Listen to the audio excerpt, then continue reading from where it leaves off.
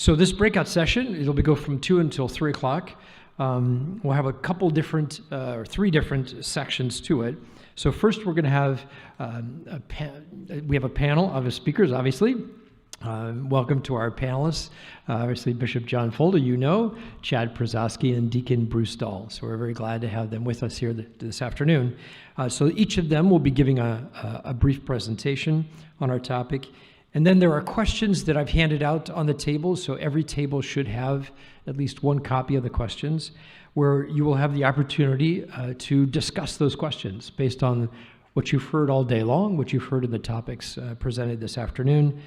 And we would encourage you to pick someone at your table to take brief notes about your discussion for when we get back together. And then the final time we'll be able to share maybe 1 or 2 main points from your table discussion, as well as address questions to the panelists and a kind of a wrap up and summary at the end. So that's what we're going to be doing here for the next hour. So I'd like to just go right away to introducing our first speaker, Chad Przowski. I've known Chad for a good number of years. He's a native of Fargo. He received his law degree from Notre Dame University and worked as an attorney for several years before becoming the director of development for Catholic Charities of North Dakota. Chad's been married to his wife Sarah for 10 years, and they have 5 beautiful, wonderful children. So please welcome Chad Przowski.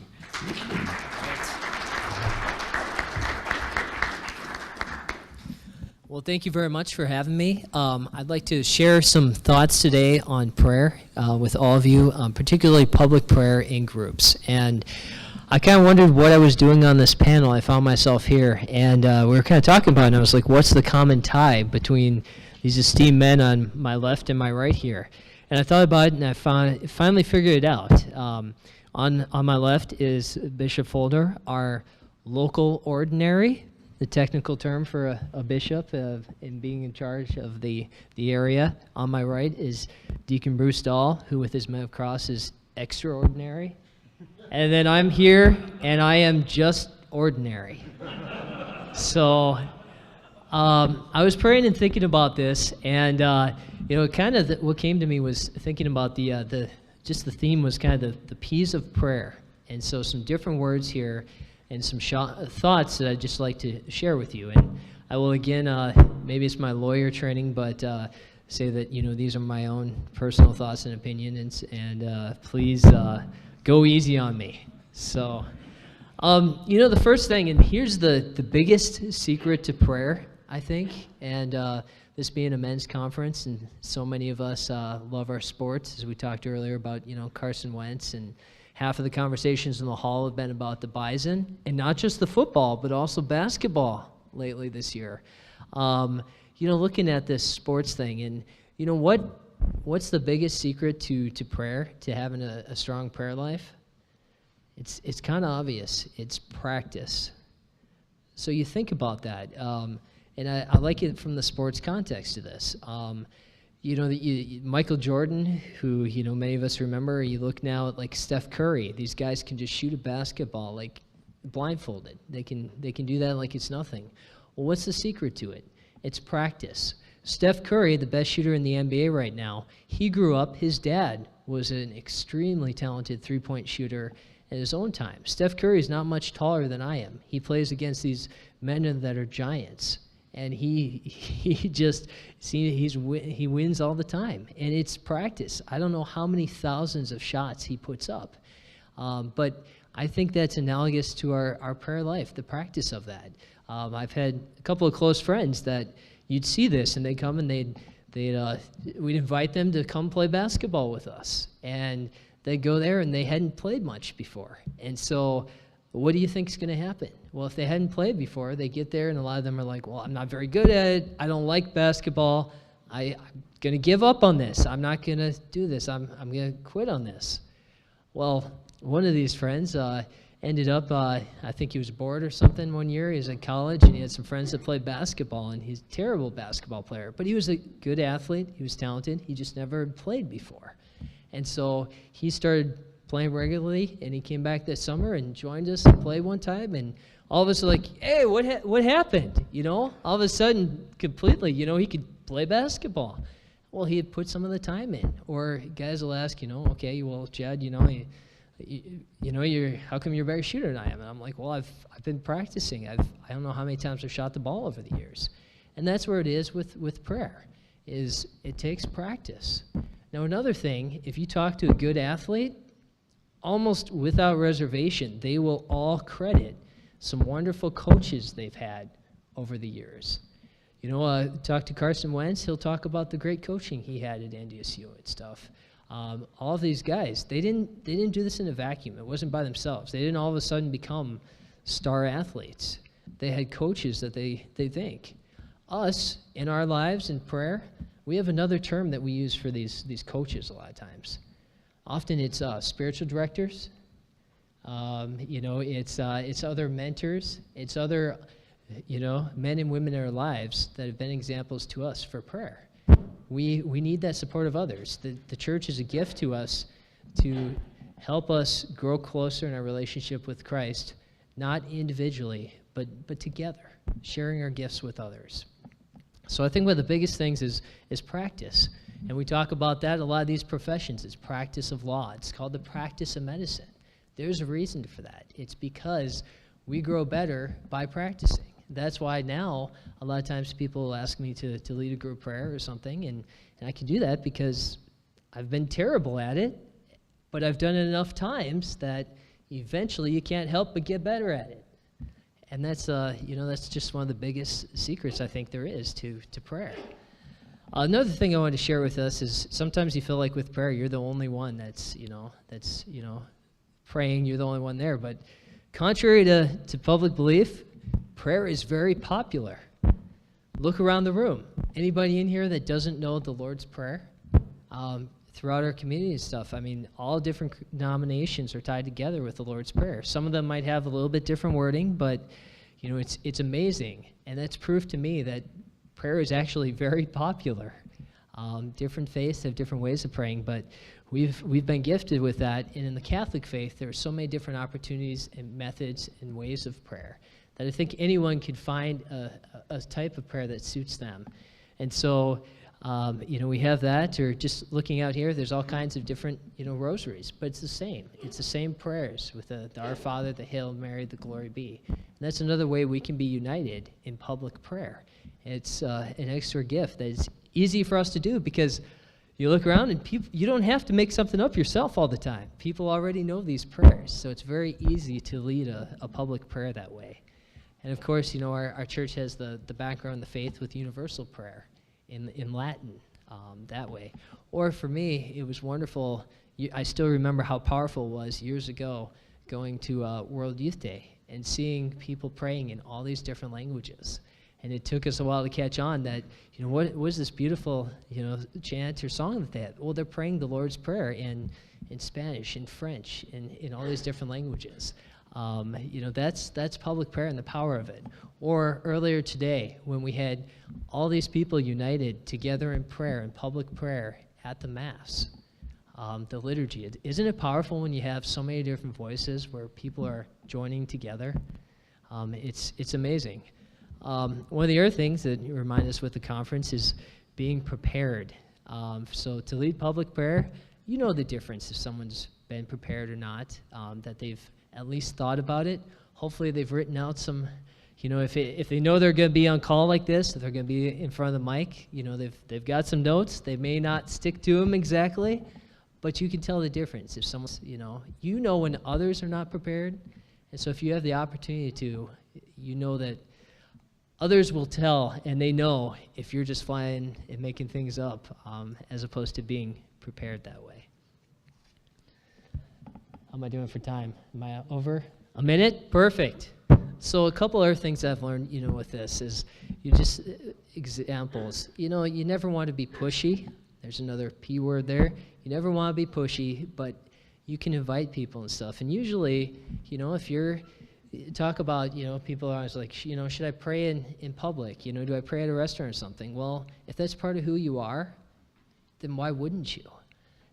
You don't have to make a big show of it. And you're not doing that to try to, show off or to pressure anyone, but it's part of who you are. So why wouldn't you? And a lot of times, if you want to kindly, invite someone, hey, would you like to say a prayer with me? A lot of times they're not going to say no. As a matter of fact, a lot of times they're thinking the same thing, wondering if maybe they should be, inviting, would this guy want to say grace together or something like that. And it's been a tremendous witness that way.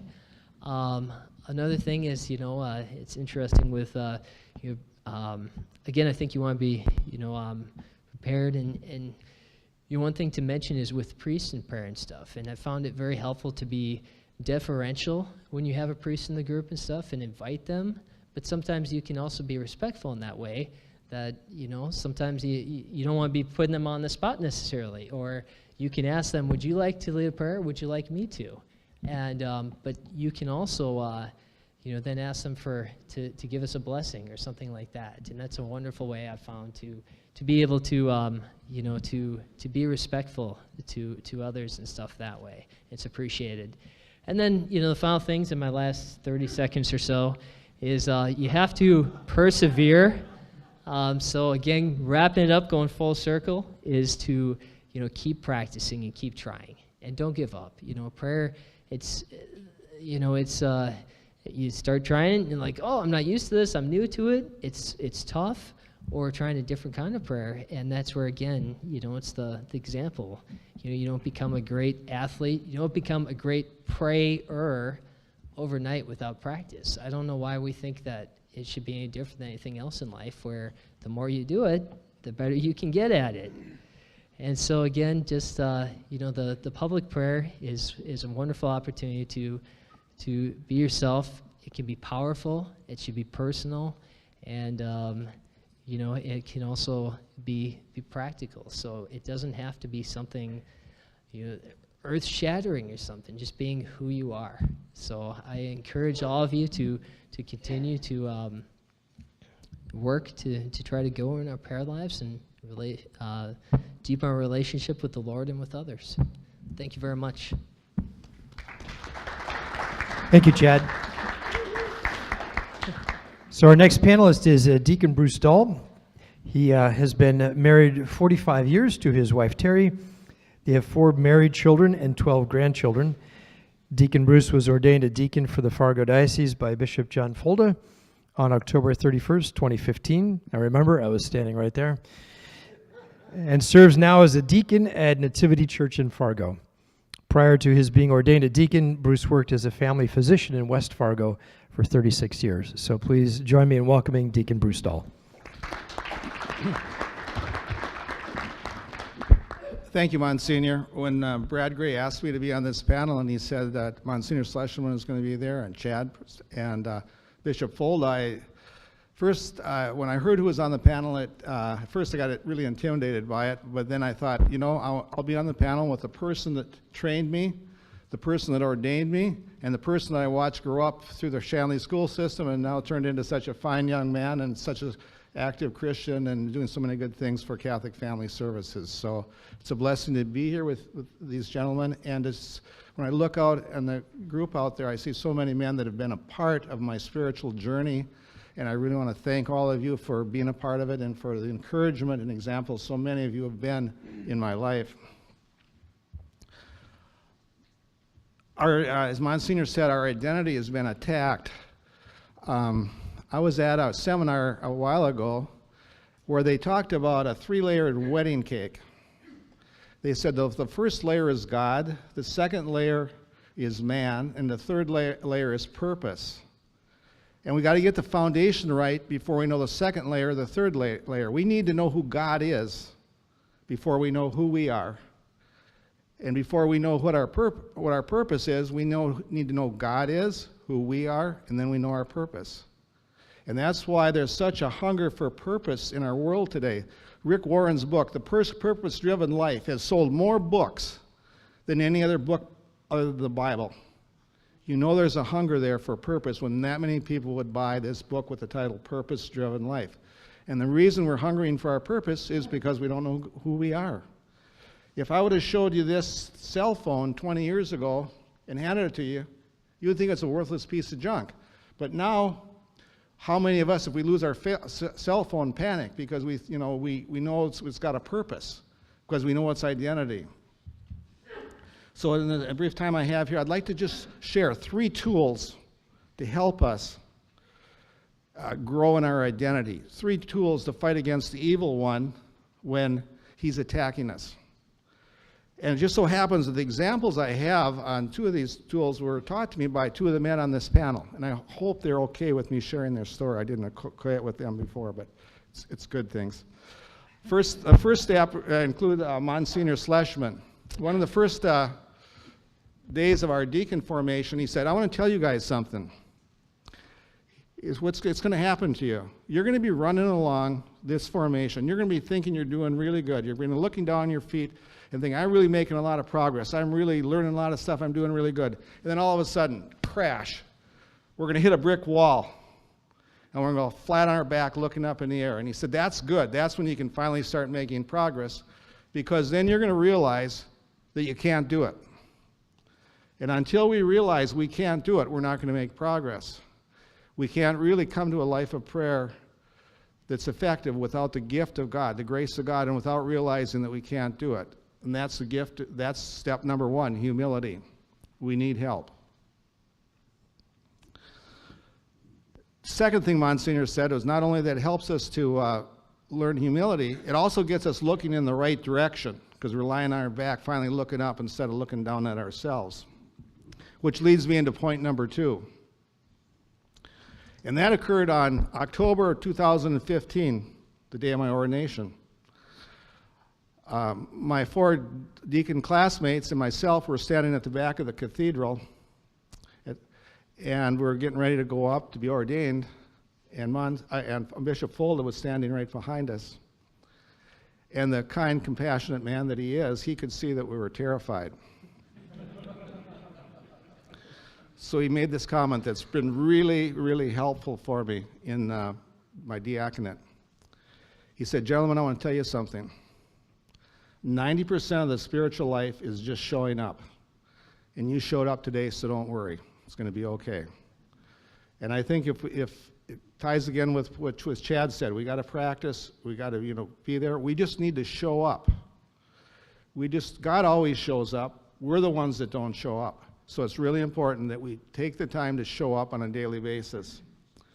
I have 12 grandchildren, and one of the highlights of being a grandparent is when one of my grandchildren will crawl up and want to sit on my lap for a while.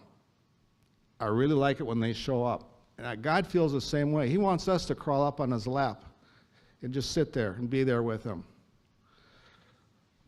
So that was step 2, show up.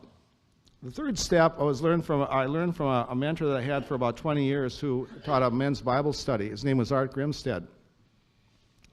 He said, I want to tell you guys something. If God calls you on a journey, he'll provide the lunch.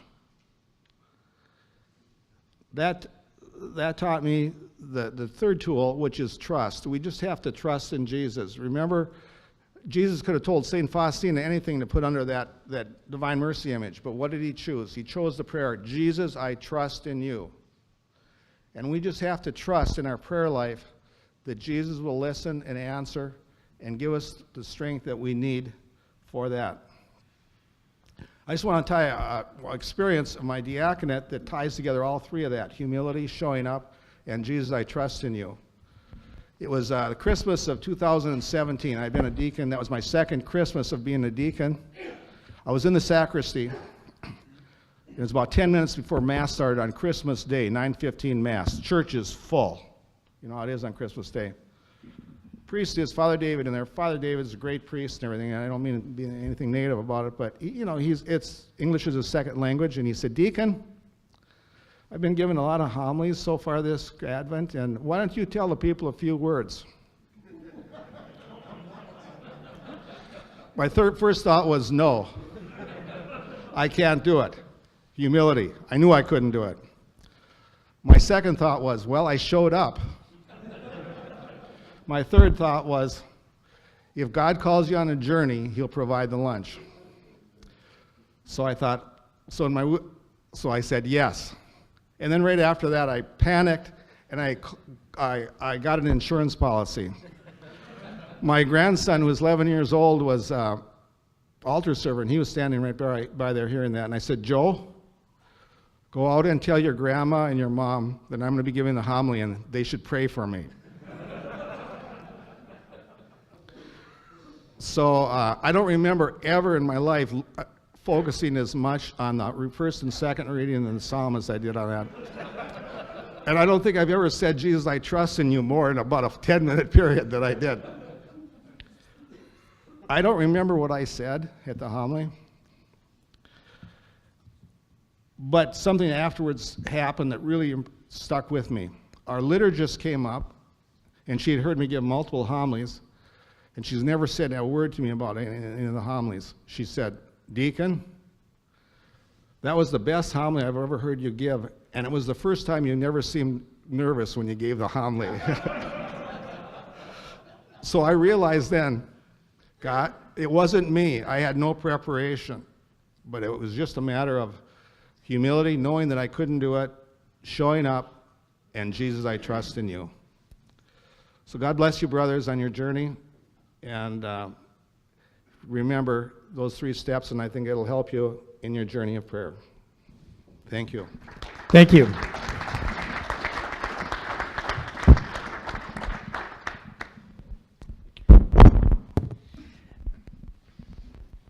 Our third panelist is Bishop John Fulda, 8th Bishop of the Diocese of Fargo.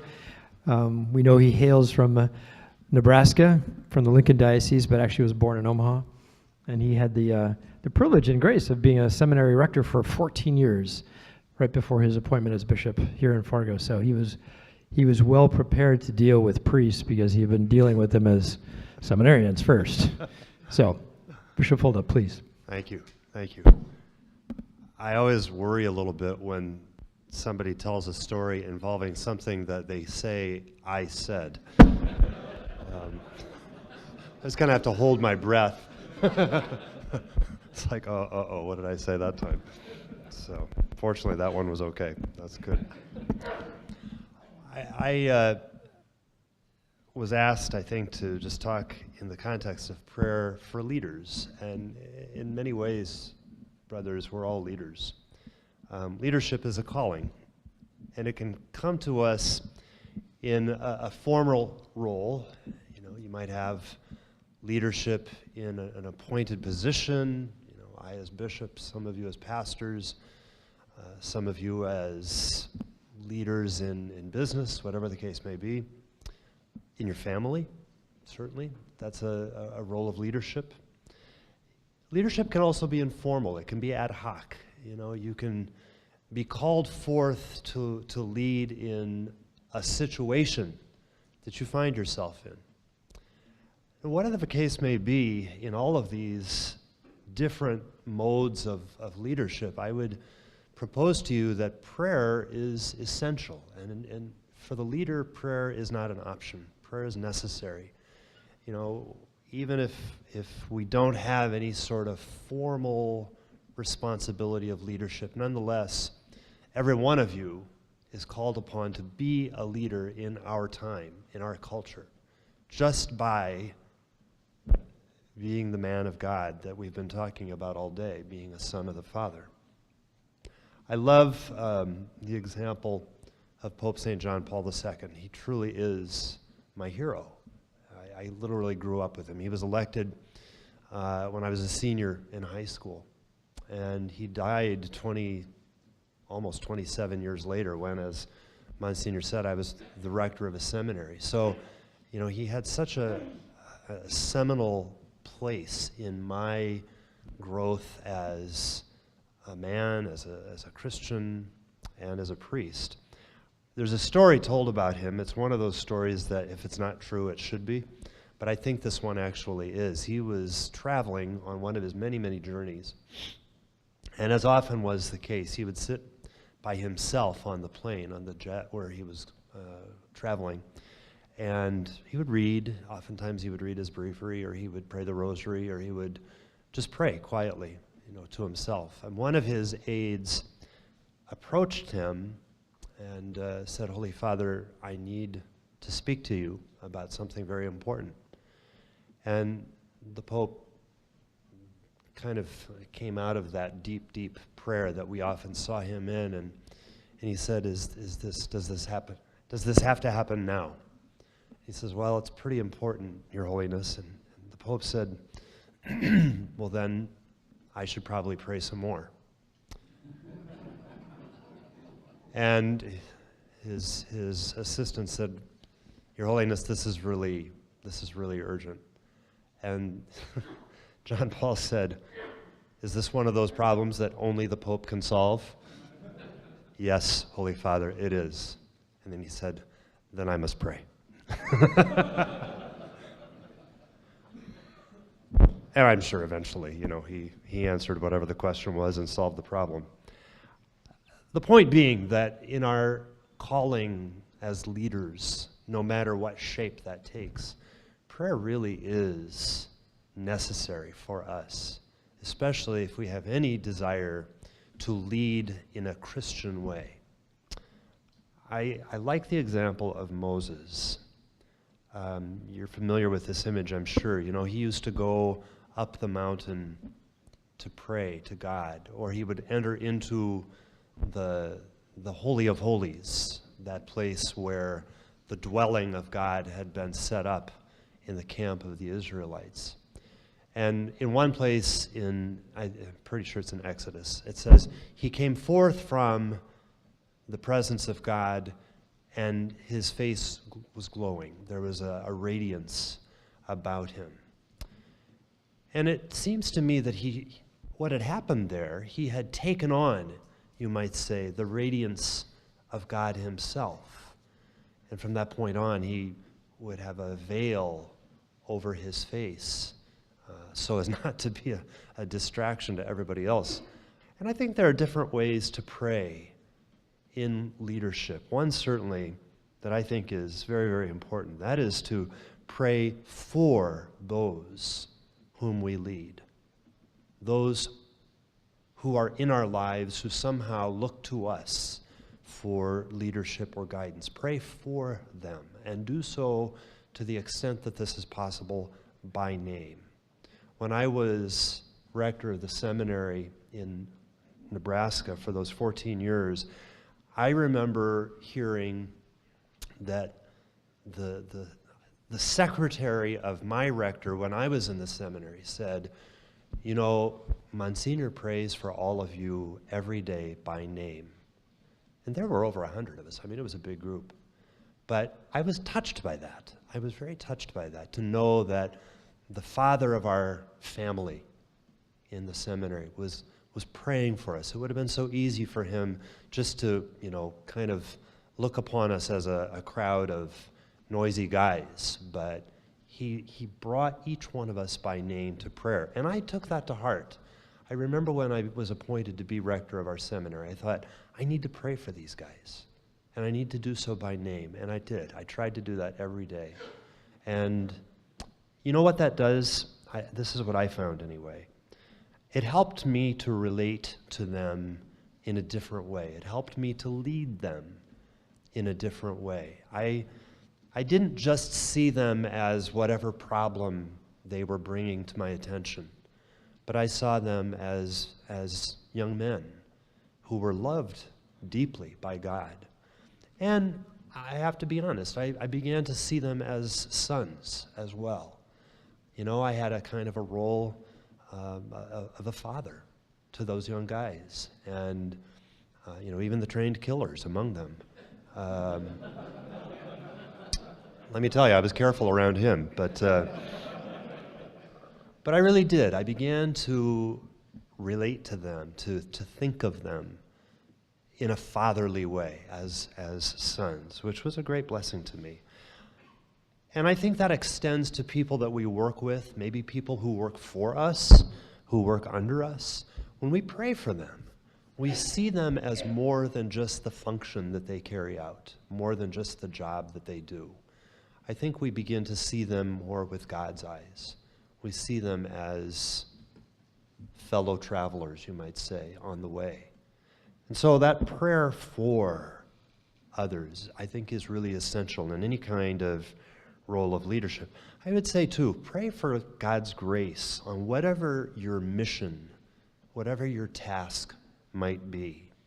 Pray that it will be in sync with God's plan and not just your own wild adventure. It's so easy, isn't it, that we follow our own agendas, that we think we've got the right idea and we just run with that without even bothering to reflect on where that idea comes from or whether it's of God. You know, even in the secular world, I think there's a need for that kind of reflection, a need for that kind of touching base with God in the responsibilities that we have. Is this of God? Am I doing this in a way that is going to advance the good of others? Or am I just doing this for myself? Prayer, I think, helps us to clarify some of those things. You've all heard the word discern, I'm sure. Discernment. It comes from the word to learn, dishere. Disciple, you recognize that word? It's the same root. There's the role of a learner in the word discipleship and in the word discern. Through prayer, I think we really become better leaders, even in an informal sense, because we have a greater sense, a deeper sense of what's right over what's wrong, of the right path to take versus so many other options that might be out there. We have a sense of the direction that we ought to be going through prayer.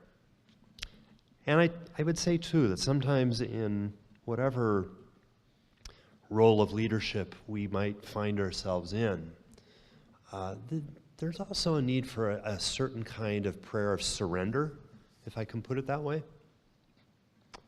Turning our endeavors over to God. You know, this is not just about me, Lord, but I want to give this to you. I want to entrust this to you. St. Ignatius of Loyola, when he founded the Society of Jesus, the Jesuits, he adopted a little motto that I bet you've seen, or maybe you've seen the initials, AMDG. You see that on almost any Jesuit inscription or seal. It means Ad Maiorem Dei Gloriam, which means for the greater glory of God. For the greater glory of God. And that's always kind of been the watchword of St. Ignatius and his Society of Jesus. In all things, to seek God's presence. That's a prayer, isn't it? In all things, no matter how busy we are, to seek God's presence and then to strive to direct it all to God's glory, God's greater glory, God's greater glory. We all know, of course, the words of Jesus in the garden when he was wrestling with the impending cross that awaited him. His words finally, after that extended period of agony, he simply said, "Not my will, but your will be done." Not my will, but your will be done. You know, the prayer of the leader should always ask, Lord, what do you want? What do you want? And maybe a corollary, a second part of that prayer would be, Lord, what do you need me to do? What do you need me to do? And that goes back to that notion of surrender. Even in any kind of leadership that we are called to. It may just be, leading a group of friends in some recreational event. But Lord, what do you want? What do you need me to do? What role should I play? Surrender doesn't mean giving up. Surrender means turning it over and then accepting what our Lord tells us. Dante, the great poet, has a little phrase that I've tried to remember through my life. In his will is our peace. In his will is our peace. whenever I'm hell-bent on getting my own way, there's not a lot of peace there. I've found that to be true again and again through my life.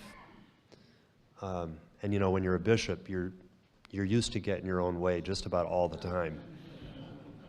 But really, in His will is our peace.